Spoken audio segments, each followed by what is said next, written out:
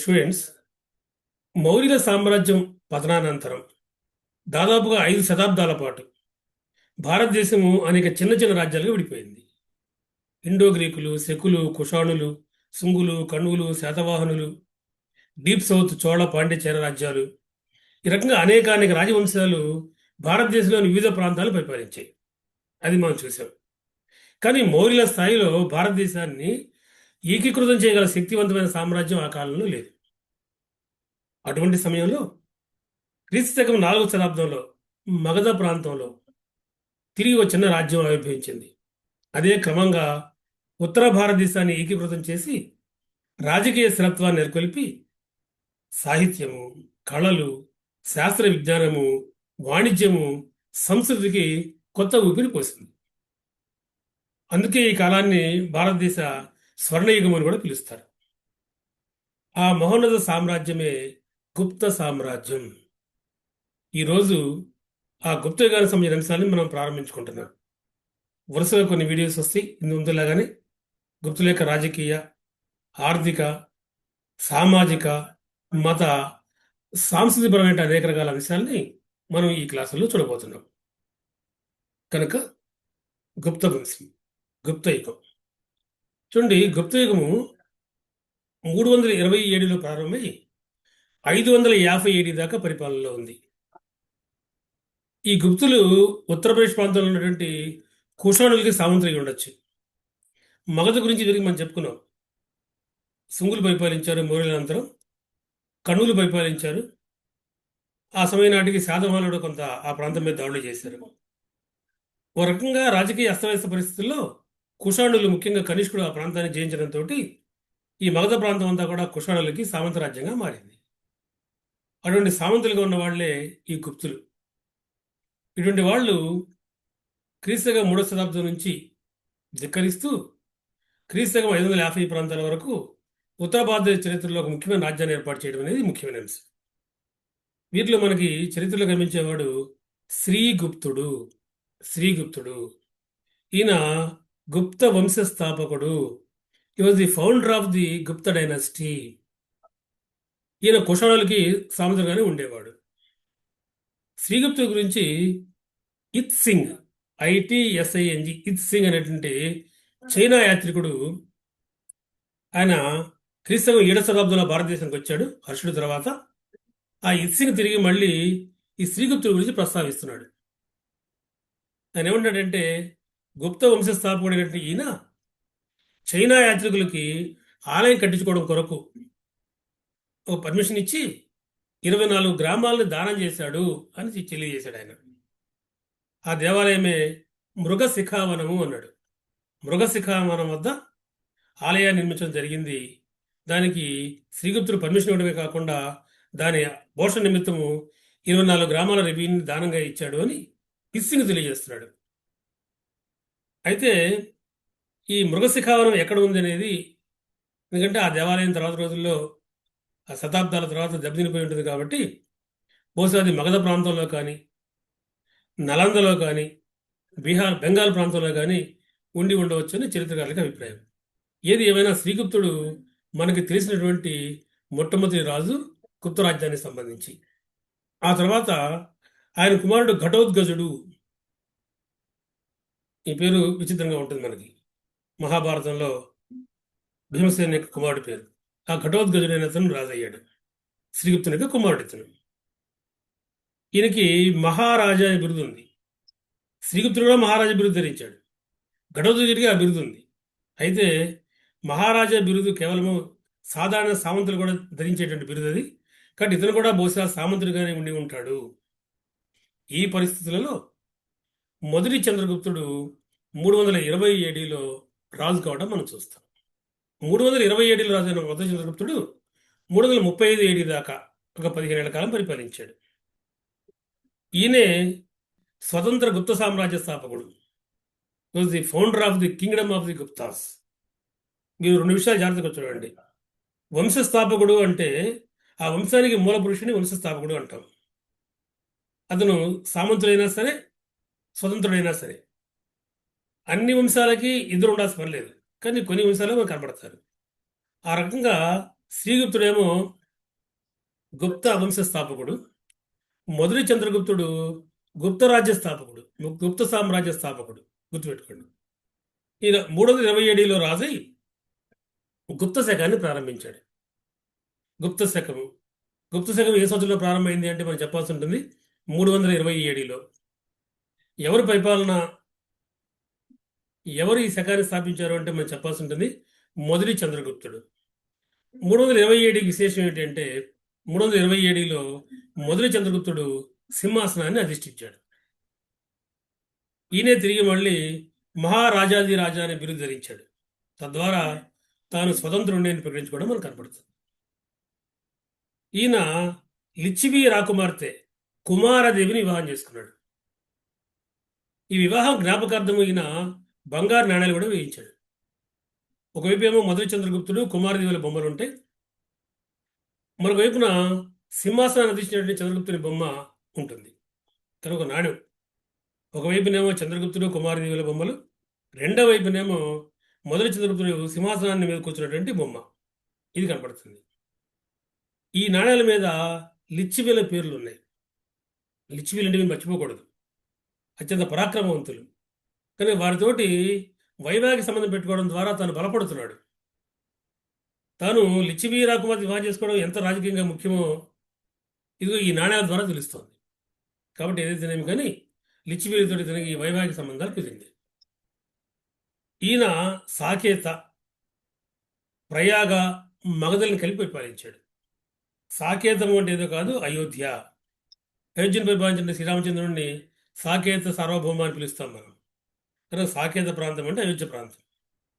అదేవిధంగా ప్రయాగ అంటే అలహాబాద్ ప్రాంతం, మగధ ప్రాంతం. ఈ ప్రాంతాలని కలిపి పరిపాలించిన వాడు మొదటి చంద్రగుప్తుడు. ఇతను స్వతంత్రించి కుషాణుల్ని ధిక్కరించి ఒక సొంత రాజ్యాన్ని స్థాపించినవాడు. ఈయన కాలంలోనే కామందకుడు అనే ఉన్నాడు. కామందకుడు ఆయన నీతిసారం అనే గ్రంథాన్ని రచించాడు. కానీ నీతిసారాన్ని ఎవరు రచించారంటే కామందకుడు ఎవరి కాలంలో ఈయన జీవించాడు అంటే మనం చెప్పాల్సి ఉంటుంది మొదటి చంద్రగుప్తుని కాలంలో. ఆ రకంగా మీరు ఆ మ్యాప్లో చూడొచ్చు, మొట్టమొదటిసారిగా ఒక బలమైనటువంటి స్వతంత్ర గుప్త రాజ్యం ఏర్పడింది. దీని తర్వాత చెప్పుకోదగ్గవాడే సముద్రగుప్తుడు. సముద్రగుప్తుడు 335 ఏడీలు రాజై 387 దాకా పరిపాలించాడు. ఎరాన్ శాసనం ఉంది, ఈఆర్ఏఎన్, ఎరాన్ శాసనం. ఇది సముద్రగుప్తుడిని అజేయుడు అని పేర్కొంటోంది. యుద్ధాల్లో ఎక్కడా కూడా అపజయం లేదని పేర్కొంటోంది. ఈ ఎరాన్ శాస్త్రమే మరొక విషయాన్ని తెలియజేస్తోంది. మొదటి చంద్రగుప్తుని ఆజ్ఞ మీద ఆయన సామంతులు సముద్రగుప్తుడిని రాజును చేశారు అని అర్థం వచ్చే విధంగా ఎరాన్ శాసనం రాయబడింది. ఇరాన్ శాసనము గుప్తుల యొక్క చివరి కాలంలో రాయబడిన శాసనం. అంటే దీన్ని బట్టి మనకు ఏమర్థమవుతుందంటే ఈ మొదటి చంద్రగుప్తుడికి ఇంకెవరో కుమారుడు ఉన్నాడు. అతని కాదని సముద్రగుప్తుడిని ఆయన ఎంచుకున్నాడు. ఆ కుమారుడి పేరే కచగుప్తుడు. కచగుప్తుడు మనకి కచగుప్తుడికి సంబంధించిన కొన్ని నాణ్యాలు కూడా లభించినాయి మనకి. అంటే కచగుప్తుడు అనేవాడు ఉన్నాడనేది మనకు అర్థమవుతుంది. ఏదైనా కచగుప్తుడు అంత సమర్థుడు కాడని, సముద్రగుప్తుడి దానికి సరిపోయిన వాడని మొదటి చంద్రగుప్తుడు భావించి సముద్రగుప్తుడిని రాజు చేసిన విషయం మనకి అర్థమవుతుంది. ఇక ఈ సముద్రగుప్తుడి గురించి తెలుసుకోవడానికి మనకి 2 రకాల ఆధారాలు ఉన్నాయి. ఒకటి శాసన ఆధారం, అలహాబాద్ శాసనము. 2 ఈయన వేయించినటువంటి 6 రకాల బంగారు నాణ్యాలు. వీటి నుంచి మనం సముద్రగుప్తుడి యొక్క అద్భుతమైన చరిత్ర మనం చెప్పుకోవచ్చు. అలహాబాద్ శాసనము. అలహాబాద్ శాసనము ఎవరిని పొగుడుతున్నది, పేర్కొంటున్నది అంటే మనం చెప్పాల్సి ఉంటుంది సముద్రగుప్తుడు. అలహాబాద్ శాసనాన్ని అలహాబాద్ ప్రశస్తి అని కూడా పిలుస్తారు. ఈ అలహాబాద్ శాసనాన్ని రచించిన వాడు హరిసేనుడు. ఈ హరిసేనుడు సముద్రగుప్తుని యొక్క సర్వసైన్యాధిపతి మరియు కవి కూడా. కనుక హరిసేనుడు. అలహాబాద్ శాసనాన్ని ఎవరు రచించారు? హరిసేనుడు. ఎవరిని వర్ణించింది? సముద్రగుప్తుడు. హరిసేనుడు ఎవరు? హరిసేనుడు సముద్రగుప్తుని యొక్క సేనాని మరియు కవి కూడా. విశేషం ఏంటంటే ఈ అలహాబాద్ శాసనము మొట్టమొదటిసారిగా అశోకుడు వేయించిన శాసనం ఇది. అలహాబాద్కి మరొక పేరు, ప్రాచీన నామము ప్రయాగ. ప్రయాగ శాసనంగా కూడా ప్రసిద్ధి. ప్రయాగ శాసనంలో తిరిగి వెళ్ళిన అశోకుడు 3 వైపులా ప్రాకృత భాషలో తన యొక్క ధర్మమతాన్ని గురించి రాశాడు. 4వ భాగం మిగిలిపోతే ఆ 4వ భాగంలో సంస్కృత భాషలో సముద్రగుప్తు యొక్క దిగ్విజయ దండయాత్రల్ని ఒక అద్భుత రీతిలో హరిశ్చంద్రుడు రాయడం మనం చూస్తాం.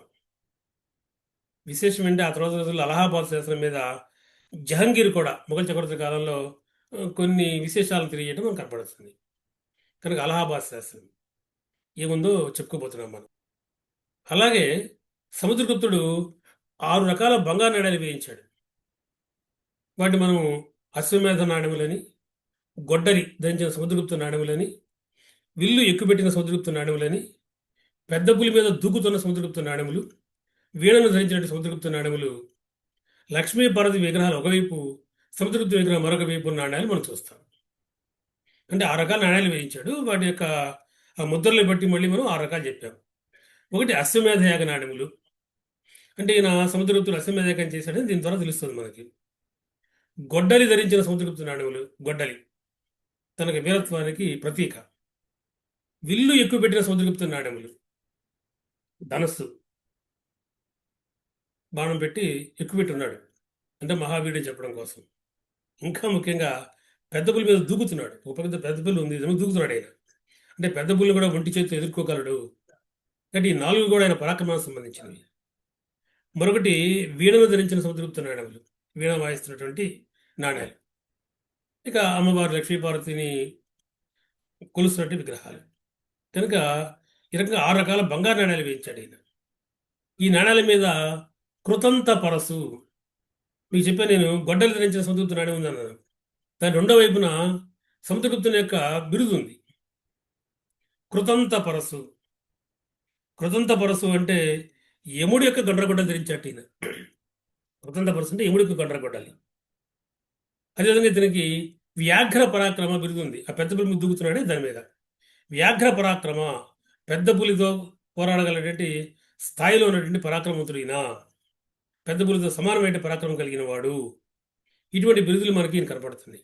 ఇక ఈయన ఏ ఏ ప్రాంతాలు జయించాడు, ఎటువంటి విజయాలు సాధించి ఏ ఏ ప్రాంతాలను రాజ్యంలో కలుపుకున్నాడు అనే విషయాన్ని అలహాబాద్ శాసనం తెలియజేస్తుంది. సముద్రగుప్తుడు గంగా యమునా ప్రాంతాలను జయించి తన రాజ్యంలో కలుపుకున్నాడు. జబల్పూర్, ఛోటా నాగపూర్ మధ్య గల 18 ఆటవిక రాజ్యాలను తన రాజ్యంలో కలుపుకున్నాడు వాళ్ళని జయించి. గణరాజ్యాలు ఉండేవి, మనం చెప్పుకున్న క్రీస్తుపూర్వం 6 శతాబ్దం నుంచి కొంచెం గణరాజ్యాలు అక్కడ కనబడుతున్నాయి. ఆ హిమాలయ పర్వత పంక్తుల వరుసల్లో అక్కడ గణరాజ్యాలు ఉంటే యౌధవ, మాళ్వ రాజ్యాలతో సహా అర్జునాయనులు, మద్రకలు, అభీరులు, ప్రార్జునులు, కాకలు, సనకానికలు, కరపరికలు, చిన్న చిన్న గణరాజ్యాలు. అంటే హిమాలయ పర్వత పంక్తులు ఉంటాయి పై, వాటిని కూడా ఈయన ఆక్రమించి వారి దగ్గర నుంచి కప్పం కట్టించుకున్నాడు. అంటే ఆక్రమించి వాటిని తన సమాజంలో కలుపుకోవాలి. సముద్రగుప్తుడు దైవపుత్ర షాహన్ షాహీలను ఓడించి తన సామంతులుగా చేసుకున్నాడని ఉంది. దైవపుత్ర షాహన్ షాహీలు మీకు గుర్తు రావాలి. దైవపుత్ర బిరుదు ధరించిన వాళ్ళు కుషాణులు. కాబట్టి అలహాబాద్ శాసనం నుంచి మనకి ఏం తెలుస్తుందంటే సముద్రగుప్తుడు దైవపుత్ర షాహన్ షాహీలు అనేటువంటి కుషాణులను ఓడించి తన సామంతులుగా చేసుకున్నాడు అని. ఇప్పుడు దాకా వీళ్ళు ఎవరికి ప్రభువులో వాళ్ళని ఓడించి సామంతులుగా చేసుకున్నవాడు తిరిగి మళ్ళీ సముద్రగుప్తుడు. ఇదే శాస్త్రం ఏం చెప్తుందంటే తన సరిహద్దు దేశాల నుంచి కూడా కప్పం కట్టించుకున్నాడు అనే 5 సరిహద్దు దేశాలు తెలియజేస్తోంది. సమతట, దేవక, కామరూప, నేపాలు, కార్తీపుర అంటుంది. కాబట్టి సమతట అంటే వాళ్ళు బంగ్లాదేశ్, బెంగాల్ దాకా వాళ్ళ చేతులు ఎలాగో ఉంది, ఇప్పుడు బంగ్లాదేశ్ జయించారు. దేవక అంటే అస్సాంలో నుండి నవగాం ప్రాంతం. కామరూప అస్సాం ప్రాంతం, పశ్చిమ అస్సాము, ఎగువ అస్సాము, ఈ ప్రాంతాలు. నేపాలు మన నేపాల్. కార్తీపుర అంటే గుర్తుపెట్టుకోండి బాగా, పంజాబ్లో ఉన్నటువంటి జలంధర్ సమీపంలో గల కర్తార్పూర్. మ్యాప్లో మీరు చూడొచ్చు. ఈ ప్రాంతాలు సరిహద్దు రాజ్యాలు వీళ్ళకి. ఈ సరిహద్దు రాజుల దగ్గర నుంచి ఈయన కప్పం కట్టించుకోవడం విశేషం. అంటే ఉత్తర భారతదేశంలో ఒక బలమైన రాజ్యాన్ని ఏర్పాటు చేస్తున్నాడు. తన చుట్టుపక్కల ప్రాంతాలను అయితే జయించి ఆక్రమించి సామ్రాజ్యంలో కలుపుకున్నాడు. గణరాజ్యాలను ఓడించి సామంతులుగా మార్చుకున్నాడు. ఇప్పుడు ఈ 5 రాజ్యాల మీద, సరిహద్దు రాజ్యాల మీద దండయాత్రలు చేసి వాళ్ళ దగ్గర కూడా కప్పం కట్టించుకున్నాడు, కానీ వాటిని ఆక్రమించలేదు. అంటే సముద్రగుప్తుడు ఒక గొప్ప రాజనీతిజ్ఞుడు. ఎంత ప్రాంతాన్ని తను సమర్థవంతంగా పరిపాలించగలడో ఆ ప్రాంతాన్ని మాత్రమే ఆక్రమించాడు. మిగతా వాళ్ళ దగ్గర నుంచి కేవలం కప్పం మాత్రమే కట్టించుకున్నాడు. ఇంకా ముఖ్య విషయం చెప్తోంది ఈ శాసనం. సముద్రగుప్తుడు 12 మంది దక్షిణ దేశ రాజుల్ని ఓడించి యుద్ధ నష్ట పరిహారాలు కైకొన్నాడు అంటుంది. ఇదొక విశేషం. అక్కడి నుంచి ఆయన దక్షిణ వైపుగా సాగాడు. ఆ కాలానికి కోసల దేశం ఉంది. కోసల దేశం అంటే మన దేశంలో అయోధ్య కాదు. మళ్ళీ మధ్యప్రదేశ్ ప్రాంతాల్లో చిన్న రాజ్యము శ్రీపుర ప్రాంతము కోసల దేశంగా కొంతకాలం ప్రసిద్ధి. అక్కడ మహేంద్రుడు అనే అతను ఉంటే ఆయన్ని జయించాడు ఆయన.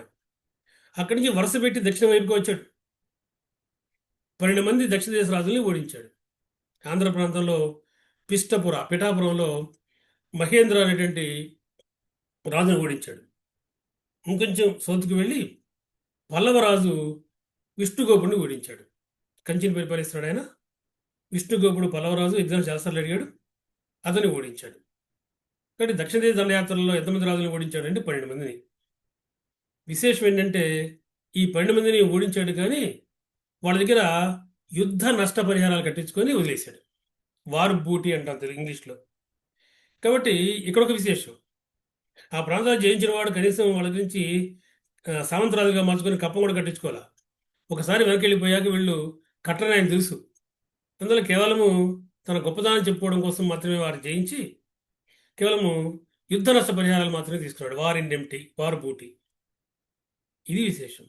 కాబట్టి మనకు అర్థమవుతోంది సముద్రగుప్తుడు ఉత్తర భారతదేశంలో చాలా ప్రాంతాలను జయించి బలమైన రాజ్యాన్ని ఏర్పాటు చేసుకున్నాడు అని. అంతేకాదు అలహాబాద్ శాస్త్రం నుంచి మరికొన్ని విషయాలు తెలుస్తున్నాయి. ఈయనకి కవిరాజా అని బిరుదుంది. సముద్రగుప్తుడికి కవిరాజా అని బిరుదుంది. కవిరాజు అంటే రాజు అయినవాడు, తను కవి కూడా అయినవాడు. శాసనం కొన్ని పుస్తకాలు తెలియజేసింది, కానీ అవి మనకు లభించలేదు. కాలగర్భంలో కలిసిపోయి ఉండొచ్చు, ఏదో చిన్న చిన్న పుస్తకాలు అయి ఉండొచ్చు. ఏది ఏమైనా కవిరాజు అనే బిరుదు ఎవరికి ఉంది గుప్తులలో అంటే మనం చెప్పాల్సి ఉంటుంది సముద్రగుప్తుడు. అంతేకాదు సముద్రగుప్తుడు వీణావాదంలో నిపుణుడు అని కూడా శాసనం తెలియజేస్తుంది. కానీ అలహాబాద్ శాసనంలోనేమో ఈయన గొప్ప వీణా వైణికుడు అని రాస్తుంది. ఓ పక్కేమో వీణ వాయిస్తున్న నాణ్యాలు కూడా మనకు కనబడతాయి. హరిసేనుడు చాలా గొప్పగా వర్ణించాడు సముద్రగుప్తుడిని. ఎంత గొప్పగా అంటే ఈయన వీణ వాయిస్తూ ఉంటే నారదుడు, తుంబురుడు కూడా పైలోకాలు చూస్తూ సిగ్గుతో తల వంచుకునేవాడు వాళ్ళు అని. ఎందుకు సిగ్గుతో తల వంచుకోవడం అంటే ఇంత అద్భుతంగా వీణని మేము వాయించలేకపోతున్నామని. మామూలుగా అయితే మనకి భారతీయ సనాతన సాంప్రదాయ సాహిత్యంలో నారదుడు, తుంబురుడు గొప్ప వీణావాదనలో ప్రసిద్ధులని ఇవ్వబడుతుంది. భైరవదీపం అనే సినిమాలో నారద తుంబుర వీణానాదం అంటూ ఒక పాట కూడా ఉంది. కాబట్టి అటువంటి వాళ్ళు కూడా చూసి సిగ్గుతో తల వంచుకునేవాళ్ళు అంటూ తన ప్రభువుని పొగిడినవాడు హరిసేనుడు. అంతటి దాగల ఈయన మంచి ఆజానుభావుడు అన్నాడు. ఆయనకి యుద్ధాలను స్వయంగా చేశాడన్నాడు. ఆ యుద్ధాలు చేసినప్పుడు అతని ఒంటి నిండా గాయాలే అన్నాడు. కత్తులు, చొరకత్తులు, బాకులు, ఖడ్గాలు, గదలు, బాణాలు గుచ్చుకొని దాదాపుగా 100 గాయాలయ్యాయట. అంటే ఇది శరీరం మీద 100 మచ్చలు ఉన్నాయట. అందరూ బాగానే ఉంది. ఇంకా ఏమంటున్నాడంటే ఈయన ఈ 100 గాయాలైనటువంటి ఈ శరీరము సూర్యరశ్మి సోకి ఆ మచ్చల మీద పడి అవి బంగారు ఆభరణాలలాగా మెలమెలా మెరుస్తున్నాయి, శోభిలుతున్నాయి అని రాశాడు. అంటే ఇక ఒక రాజుని పొగడటానికి ఇంతకంటే గొప్పగా ఇంకెవరు దొరకలేము. ఇటువంటి విశేషాలని మనకి హరిసేనుడు అందిస్తున్నాడు తన రాజుని పొగుడుతూ. అలహాబాద్ శాస్త్రంలో, ప్రయాగ శాస్త్రంలో కూడా అనొచ్చు దీన్ని మనం. కనుక ఇవి కనపడుతుంది. దాంతోపాటుగా ఏమంటున్నాడంటే ఆనాటి శ్రీలంక రాజు మేఘవర్మ, శ్రీలంక రాజు మేఘవర్మను ఓడించి కప్పం కట్టించుకున్నాడు అని రాస్తున్నాడు. అయితే అక్కడ దాకా వెళ్ళి మేఘవర్మను ఓడించడం అనేటువంటిది అయ్యే పనైనా అంటే కాకపోవచ్చు. అయితే హుయాన్ సంగ్ రాస్తున్నాడు. గుప్తులేఖం తర్వాత హర్షుడి కాలంలో వచ్చాడు ఆయన. హుయాన్ సంగ్ ఏమంటున్నాడంటే ఈ శ్రీలంక రాజు అయిన మేఘవర్మ సముద్రగుప్తుని అనుమతి తీసుకొని ఇవాళ బీహార్లో బుద్ధగయ ఉంది, గౌతమ బుద్ధుడు నిర్వాణం పొందిన చోట. ఆ బుద్ధగయలో తిరిగి మళ్ళీ ఒక విహారాన్ని కట్టించాడు అని. కాబట్టి ఆనాటి శ్రీలంక రాజు పేరు మేకవర్మే. ఆయన సముద్రగుప్తుడితోటి సన్నిహిత సామర్థ్యం కలిగి ఉన్నాడు. ఆనాడు పెద్ద ఎత్తున సిమల దేశం నుంచి ఇతర దేశాల నుంచి కూడా భారతదేశానికి వచ్చేవాళ్ళు. వాళ్ళ వసతి నిమిత్తం కొన్ని విహారాలు కట్టించారు ఆ రాజులు. మనది భారతదేశంలో ఉంది కాబట్టి భారతదేశం రాజుకి అనుమతి కావాలి కాబట్టి సముద్రగుప్తు యొక్క అనుమతి తీసుకొని శ్రీలంక రాజైన మేఘవర్మ బుద్ధగయలో ఒక విహారాన్ని కట్టించిన మటుకు వాస్తవం. హుయాన్ రాస్తున్నాడు. అంతేగాని సముద్రగుప్తుడు జయించనే దాన్ని బహుశా ఇది కొంచెం అతిశయోక్తి అయి ఉంటుంది అని అనుకోవచ్చు మనం. అంతేకాదు సముద్రగుప్తుడు వైదిక మతాన్ని అవలంబించాడు. నేను చెప్పుకున్న మోర్ల అనంతరం ఎక్కువ రాజులు వైదిక మతం వైపే వస్తున్నారు. శ్రీగుప్తుడు కూడా వైష్ణవ మతాన్ని ఆదరించాడు. అదే పరంపరలో భాగంగా సముద్రగుప్తుడు అశ్వమేధ యాగం చేశాడు. లక్ష్మీ పార్వతి విగ్రహాలు కలిగిన నాణ్యాలు విడుదల చేస్తున్నాడు. కాబట్టి తిరిగి మళ్ళీ హైందవము రివైవ్ అవుతోంది. వీళ్ళు వైష్ణవ వైపుకి ఎక్కువ మొగ్గు చూపుతారు మనం చెప్పుకోబోతున్నాం తర్వాత రోజుల్లో. కాబట్టి సముద్రగుప్తుడి కాలం నాటికి ఇటువంటి ఒక బలమైన రాజ్యం అయితే ఏర్పడింది. ఆ తర్వాత రామగుప్తుడు, ఆ తర్వాత రెండవ చంద్రగుప్తుడు. రెండవ చంద్రగుప్తుడు ఈ వంశంలోని సుప్రసిద్ధుడు కనుక వాళ్ళ గురించి చెప్పుకుందాం. దాన్ని నేను మీకు తర్వాత వీడియోలో తెలియజేస్తాను. ప్రస్తుతానికి సెలవు. నెక్స్ట్ వీడియో కోసం ఎదురు చూడండి. స్వస్తి.